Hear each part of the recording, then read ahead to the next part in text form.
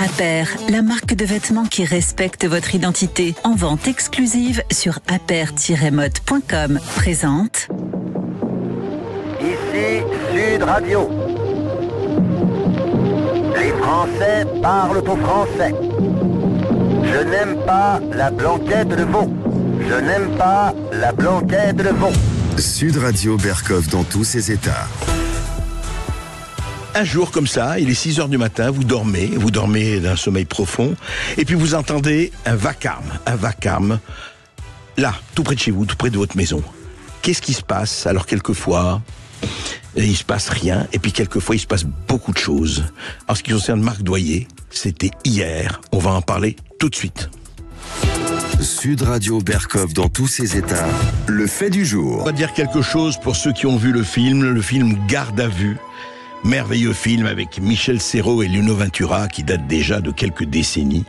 Formidable film, mais là, il ne s'agit pas d'un film, il ne s'agit pas de cinéma, il s'agit d'une histoire réelle.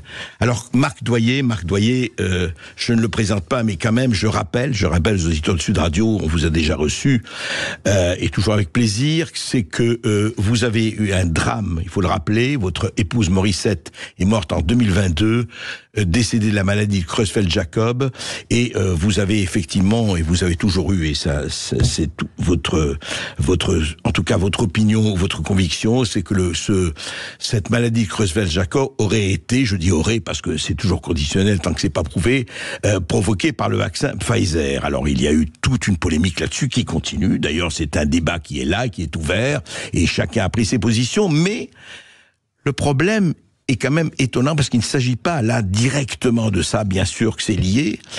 Hier, à 6h du matin, Marc Doyer, vous étiez dans votre propriété, vous étiez en train de dormir, et qu'est-ce qui s'est passé? Alors bonjour André Berkov, merci de me recevoir. Alors déjà je voulais dire que moi j'ai toujours mené un combat d'idées, jamais un combat dans la violence. Donc j'ai jamais menacé qui que ce soit, et hier j'ai vu arriver d'un seul coup effectivement dans un bruit énorme des policiers qui n'ont pas frappé à ma porte. C'était aux alentours de 6h du matin. Et dans un premier temps, j'ai cru que j'étais victime d'une agression. Parce que, bon, j'ai fait moi-même quand même à de nombreuses reprises fait l'objet de menaces. Ou quelque chose. Ah oui, vous avez eu des menaces. Oui, j'ai eu, bon, comme beaucoup, malheureusement, dans notre combat, et ça, sans que ça soit jamais pris en compte, qu'il n'y ait jamais de plainte de reçue. Et sur le coup, j'ai cru en plus entendre la voix de mon fils, et j'ai pensé qu'il était mêlé à ça, que quelqu'un était en train de nous agresser. Il aurait pu avoir un drame, parce que moi je suis moi-même chasseur, donc à la maison j'ai des armes de chasse, et mon premier réflexe, et même si je reconnais que c'est un mauvais réflexe, ça a été d'attraper une arme de chasse sous mon lit pour me protéger, pensant que j'étais agressé. Alors attention, qu'on comprenne bien ce que je dis, hein. C'est que j'agresse personne, mais en situation de devoir me défendre, malheureusement, je me défends. Un cambriolage, mais bien sûr. Oui, c'est ça. Et d'un seul coup, qu'est-ce qui se passe? Je me retrouve là, dans la salle de bain, face à un policier qui, heureusement, a la présence d'esprit encore de crier police, d'ouvrir la porte au même moment. Et là, je laisse tomber au sol mon arme, et heureusement, parce que je pense que je suis passé à 2 doigts d'un drame. Nous sommes passés à 2 doigts d'un drame. Bien sûr. Et bien évidemment que moi pardon, Marc Doyer, ils n'ont pas d'abord tapé à la porte en disant police. Mais non, parce qu'ils sont persuadés qu'ils vont chez quelqu'un qui a proféré des menaces de mort à l'encontre du président de la République. C'est ce qui m'est signifié à 6h du matin. Vous êtes en garde à vue pour menaces de mort sur personne ayant autorité, en l'occurrence le président de la République. C'était écrit comme ça, en l'occurrence oui, le président de la République, d'accord. Et là, moi, tout de suite, ma réaction, d'ailleurs, j'ai eu du policier qui m'annonce ça, mais je dis, mais qu'est-ce que c'est que cette histoire? Mais j'ai jamais menacé de mort le président de la République, moi. Et voilà, donc, je suis passé du statut de citoyens ayant, enfin de terroristes ayant menacé le président de mort à 6h du matin, à celui d'un homme libre à 18h, à qui on a signifié qu'il y avait qu'il n'y avait pas de caractérisation de l'infraction. Oui. Donc c'est quand même très clair, c'est qu'il n'y a rien. Pas d'infraction caractérisée. Pas d'infraction caractérisée. Pas de menace de mort, pas de. Donc et donc je suis libre avec un classement sans suite du parquet. C'est pas anodin, c'est-à-dire qu'on peut pas passer le matin de entre guillemets terroristes menaçant le président de la République de mort au soir à 18h, c'est-à-dire 12 heures après, ouais, avec simplement un classement simple, sans suite. Donc, en dehors du fait qu'il y aurait pu avoir un drame, je voulais quand même, sur votre antenne, remercier vraiment, j'ai eu affaire à des policiers qui ont été extrêmement humains. Et ça, je voulais le dire parce que il arrive suffisamment qu'on critique la police et la justice. Là, j'ai eu beaucoup de chance, ça n'a pas été le cas. Et d'ailleurs, la justice aussi. Mais bien sûr, je pense qu'heureusement que le parquet a fait preuve de discernement et qu'ils se sont rendus compte que dans le message audio que j'avais laissé sur le portable, on en reparlera après, il n'y avait aucune menace de mort. Tout particulièrement, malheureusement, j'aurais voulu le faire parce que ça m'a hanté quand même depuis hier. Hein. C'est que je me dis que je suis quand même passé à côté, peut-être moi-même de la mort, pour une accusation fantaisiste. Voilà, je pèse mes mots, mais c'est une accusation fantaisiste. Et c'est pas une accusation de la part d'un voisin. C'est quand même de l'Élysée, du chef de l'État. C'est extrêmement grave. Mais alors justement, parlons-en. Vous avez eu déjà. D'ailleurs, comment avez-vous eu le portable du chef de l'État? Mais parce que moi, je suis issu d'un mouvement citoyen. J'ai toujours été passionné pour la politique. Et quand Emmanuel Macron est arrivé avant sa première élection, et en 2017, voilà, et qu'il prenait de faire de la politique autrement, on a retrouvé dans son projet beaucoup de choses que nous avions dans le nôtre, c'est-à-dire la politique citoyenne, des députés issus de la société civile, et tout naturellement, ça m'a plu, et je me suis tourné vers lui, et donc j'ai eu la chance, comme j'étais vice-président d'un mouvement qui s'appelait Mouvement Génération Citoyen, dont le président était Jean-Marie Cavada, proche d'Emmanuel Macron, donc je faisais partie des sympathisants, des militants. Ensuite, je faisais partie du bureau départemental d'En Marche, que j'ai quitté au moment des Gilets jaunes, parce que j'étais... Ah, vous avez fait partie du bureau départemental d'En Marche? Oui, bien sûr. Et c'est comme ça que j'ai eu le numéro de téléphone d'Emmanuel Macron et d'autres, dont Olivier Véran, dont Stéphane Séjourné. Et c'est tout simplement, c'est naturellement. Donc, mais à aucun moment je me suis servi de ces numéros pour les harceler, pour les menacer. Alors, en revanche, c'est intéressant de rappeler, avant ce dernier, c'est un message oral que vous avez laissé sur le portable. Oui. Mais avant ça, juste pour rappeler, Marc Doyer, vous aviez envoyé des SMS, je crois. Mais bien sûr. Alors moi, j'ai le fil, là, puisque là, je suis sur mon téléphone. Oui. Et ça a toujours été des appels au secours, hein, en mon nom et pour les victimes et les familles de victimes. Au mois de mai de l'année dernière, voilà ce que j'écris par SMS. 2023. Voilà ce que j'écris au président de la République sur un de ses téléphones portables. Aujourd'hui, on sait que c'est le cas, puisqu'visiblement, il a reçu mon message vocal. Bonsoir, monsieur le président. Le 4 mai 2022, ma femme s'est éteinte après 8 mois d'enfer. Vous n'avez jamais eu un mot. Demain, ça fera 1 an. 1 an de douleur. Sachez que je vais me battre jusqu'à mon dernier souffle pour vous arracher la vérité. Bien cordialement, Marc Doyer.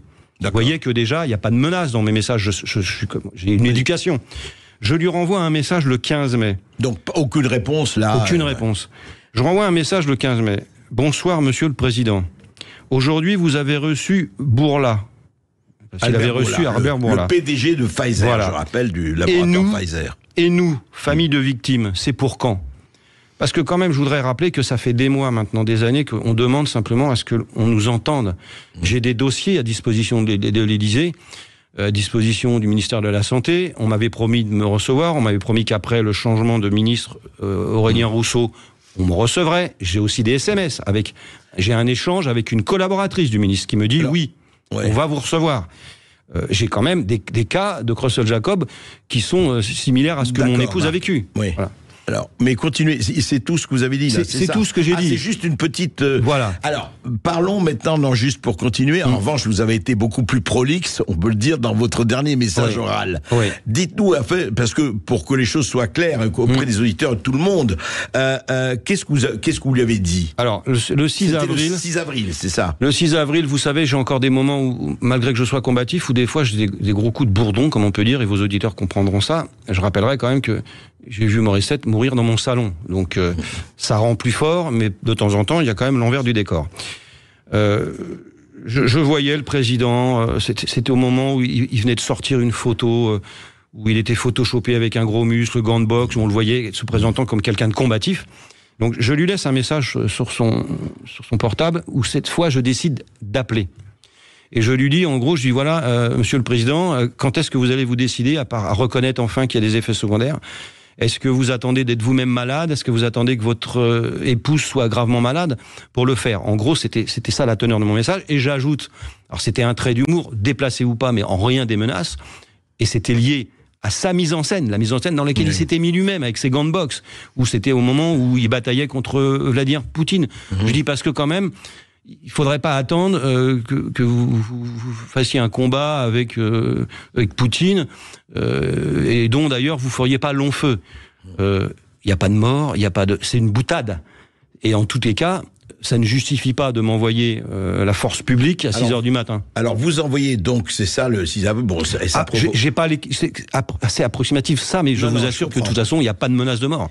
Alors qu'est-ce qui s'est passé? Donc ils arrivent et ils montent la plainte pour menace de mort à l'encontre d'Emmanuel Macron. Mais déjà, ils arrivent et ils enfoncent des portes ouvertes. Chez moi, tout est ouvert. C'est-à-dire qu'en fait, ils arrivent par la porte-fenêtre de la terrasse. Oui, même pas par la porte principale. Mais non, mais ils frappent pas. Je veux dire, on aurait pu...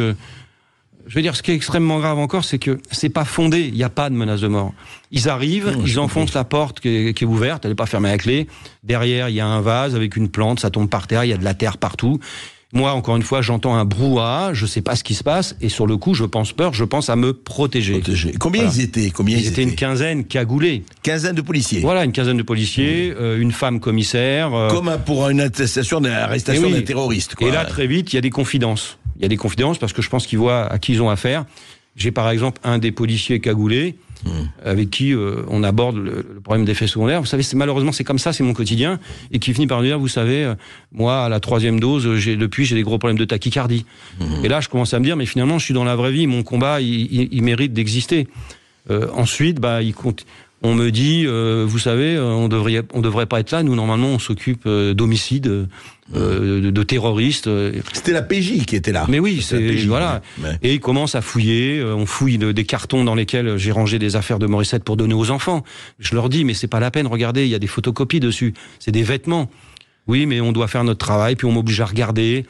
Et puis il y a quelqu'un qui dort chez moi ce jour-là parce que j'ai une amie qui est là dans une autre chambre. La chambre est ouverte. C'est moi qui leur dis, mais il y a quelqu'un à côté.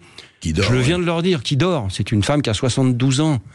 Ils enfoncent la porte avec l'épaule. Aujourd'hui, Monsieur Berkoff, la porte, elle est cassée. Qui est-ce qui va me rembourser ces frais? C'est symbolique. Je vais envoyer une lettre à l'Élysée, je vais leur demander de me rembourser la serrure. Je vais leur envoyer la note de ménage. Ma maison est dans un état lamentable. Et donc, ils vous arrêtent, on va en parler, on va continuer à parler de la garde à vue et puis justement des conséquences, parce que ça paraît tellement étonnant tout cela, enfin, et pourquoi, tout ça pour ça. Après cette petite pause, on continue avec Marc Doyer, à tout de suite. Et puis avec vous au 0826 300 300 pour réagir et poser toutes vos questions, à tout de suite sur Sud Radio. Sud Radio Berkoff dans tous ses états. Appelez maintenant pour réagir 0826 300 300. Ici Sud Radio. Les Français parlent au français. Les carottes sont cuites. Les carottes sont cuites. Sud Radio Berkoff dans tous ses états. Et nous sommes toujours avec Marc Doyer qui a connu hier une bien étrange, je ne dirais pas rocambolesque, mais bien étrange garde à vue, franchement, de 6h du matin à 18h où il s'est retrouvé en homme libre. Aucune charge n'a été reconnue contre lui, effectivement, il n'y avait rien. Et d'abord, vous avez été emmené où en garde à vue dans le 17e, je crois. Commissariat de police. Oui. C'est ça, du 17e, enfin dans le 17e. Alors comment ça s'est passé cette vous savez, alors déjà, j'ai jamais eu aussi peu de temps pour faire l'Oise-Paris, parce que j'étais dans une voiture de police avec gyrophare, ça zigzaguait entre les fils de voiture, c'est assez impressionnant, j'avais l'impression de me retrouver dans un film, alors un mauvais film, c'est vrai. Après, je suis arrivé dans un grand bâtiment, où on monte dans un ascenseur, là on me demande d'enlever mes chaussures, mes lacets, mes lunettes, c'est-à-dire qu'on m'enlève même mes lunettes, et je me retrouve dans une cellule où il y a un simple matelas de 2-3 cm d'épaisseur. Seul dans votre cellule. Tout seul, oui. Ouais. Avec un coin WC, et puis avec à côté des co-détenus. Il y en a certains qui s'interpellent. C'est bizarre, voilà. Très vite, on me fait descendre pour prise d'empreinte, photo de face, de côté, comme un criminel, quoi. Et là, ce qui est un peu incroyable, c'est que spontanément, tout au long de la journée, et c'est ça qui m'a un petit peu conforté dans mon combat, il y a par exemple d'un seul coup un policier qui vient dans la cellule et qui me dit « Monsieur Doyer, je comprends votre combat, je suis moi-même une victime ». Et là, je me dis, il y a une caméra cachée, c'est pas possible, c'est une blague. et qui me dit voilà, moi j'ai eu tel et tel effet secondaire grave. Puis vous savez, il y a plein de nos collègues qui ont la même chose. Après, dans la journée, il y en a un autre qui passe et qui dit j'ai vu votre compte Twitter, et puis il dit j'adore, et il lève le pouce en l'air. Et là, je me dis, mais j'ai de la chance que je suis tombé. Il y a quand même des humains encore. Et sincèrement, je voudrais insister là-dessus aujourd'hui. J'ai eu beaucoup de chance. Je suis tombé sur des policiers extrêmement humains. Voilà. J'ai vécu moi, j'essaie de toujours tirer quelque chose de positif de la situation. J'ai vécu 12 heures difficiles. J'ai repensé beaucoup à ce que j'ai vécu avec Morissette, et ça m'a aidé. Je me parlais à moi-même en me disant, écoute, de toute façon, ça peut pas être pire que ce que tu as vécu. Vous savez, j'ai eu 8 mois de garde à vue au pied d'un lit à essayer de la sauver. Donc en fait, je veux dire que maintenant, il n'y a plus grand-chose qui me fait peur. Et alors à 18h, on vous dit quoi? On vous dit bon ben voilà ça. Ah mais d'abord je suis interrogé. On me fait enfin écouter cette bande. Et là, au bout de quelques secondes, l'enregistrement, le fameux enregistrement où je vois qu'il y a d'ailleurs il y a un papier où il y a écrit victime Emmanuel Macron. Et là, je me dis tiens. Il y avait un papier victime. Ah oui, sur la plainte, il y a écrit victime Emmanuel Macron. Et là, tout de suite, elle me fait réécouter l'enregistrement, parce que moi, je m'en souvenais plus, en plus de vraiment ce que j'avais dit, quoi. Et au bout de quelques secondes, je me rappelle lui dire, mais attendez, arrêtez la plaisanterie. Vous voyez, il y a 2 niveaux dans le message, là. Mais où est-ce qu'il y a des messages de mort? J'ai dit, vous avez quand même des services qui sont suffisamment aguerris pour savoir ce qui est message de mort ou pas. Et je sens... À votre avis, ils avaient écouté la bande avant? Bien sûr qu'ils l'avaient écouté, heureusement, j'espère. Mais personne n'a eu le réflexe de dire, attendez, il n'y a pas de... Enfin, mais non, mais je pense qu'en fait, c'est politique tout ça aussi, en partie, je pense. Et d'ailleurs... vous le savez, c'est pour ça que moi, maintenant, aujourd'hui, j'ai toujours mené un combat d'idées avec les associations, et aujourd'hui, je vais mener un combat politique parce que je pense que j'attends des réponses, d'autres attendent des réponses. Vous avez par exemple, on veut pas nous donner la teneur de contrats liés au vaccin, je vais pas revenir là-dessus. Vous le savez, bon... Marc, juste un mot, parce que je voudrais que... donc, on vous fait entendre le message. Oui. Et après, on vous interroge, on vous dit quoi? Oui, on m'interroge, ça dure 18 pages, il y a 18 pages. Même le policier insiste là-dessus en disant, oh là, on a quand même fait 18 pages. Bah oui, mais c'est pas anodin. Je suis là parce que je suis accusé de vouloir assassiner le président de la République. Et très vite, d'ailleurs, le policier en question vient me revoir au fur et à mesure et me rassure quand même, parce qu'il se rend compte du ridicule de la situation. Et ça se finira quand même en fin de journée par un policier qui me dit on est désolé pour ce qu'on vous a fait subir. Vous vous rendez compte? Mais le problème, c'est que c'est pas le policier qui m'a fait subir. Et de là, je lui dis, mais vous avez été désolé de rien. Vous avez fait votre travail. C'est l'Élysée.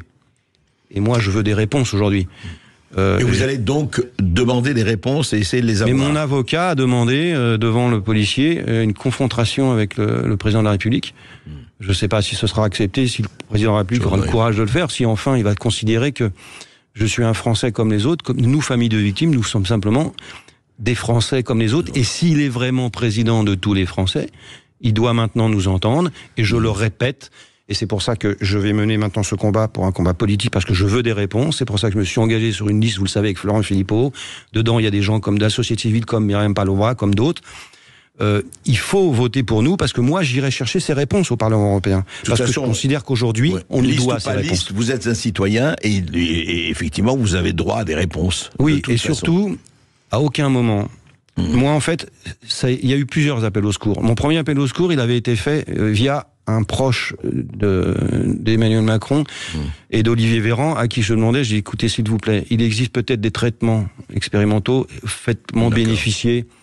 Et on m'a répondu, Olivier Véran s'en occupe personnellement. J'ai jamais eu de réponse derrière. Ensuite, vous le voyez, j'ai interpellé cordialement Emmanuel Macron. Ça s'est terminé par une garde à vue. Hier matin, normalement, il y aurait dû avoir ma petite fille de 4 ans avec moi. Qu'est-ce qui serait passé? 4 ans, vous vous rendez compte? Elle aurait vu débarquer des flics chez moi, armés jusqu'aux dents. Ouais, et c'est important, juste, je crois que nous avons on a une Cathy auditrice qui réagit à ce que vous avez dit. C'est Cathy qui nous appelle de Dieppe. Bonjour Cathy. Oui, Cathy, bonjour. Oui, bonjour Monsieur Berkov, bonjour à Marc. Bonjour. Je me permets de demander à Marc d'apporter une petite précision, parce que peut-être hier, mais depuis ce matin, on voit beaucoup sur les réseaux sociaux, notamment Twitter, X, que son arrestation, ce serait un coup monté. Alors, je soutiens Marc depuis le début, le coup monté, je n'y crois pas du tout, hein. Mais que son arrestation, ce serait un coup monté, que ça viendrait même de Monsieur Philippot, pour leur faire une bonne pub pour les élections européennes. Voilà. Ah, bah écoute... Et j'aimerais que Marc, Alors, Cathy, on vous a entendu. Alors, une dernière question. Donc, est-ce que c'est un coup monté par Florian Philippot? Je vais vous faire une réponse simple. Je vais vous faire une réponse simple et une réponse simple à tous vos auditeurs. Est-ce que vous pensez que Florian Philippot peut porter plainte à la place d'Emmanuel Macron? La plainte, elle vient de l'Élysée, je l'ai eu sous les yeux, donc il y a aucun. C'est encore une plaisanterie, ça. Donc voilà, je veux dire, l'Élysée a porté plainte, c'est pas Florian Philippot. Donc merci Marc Doyer, merci pour votre témoignage à suivre et nous le suivrons tout cela. Merci à vous de m'avoir reçu. Merci Marc Doyer d'avoir été avec nous.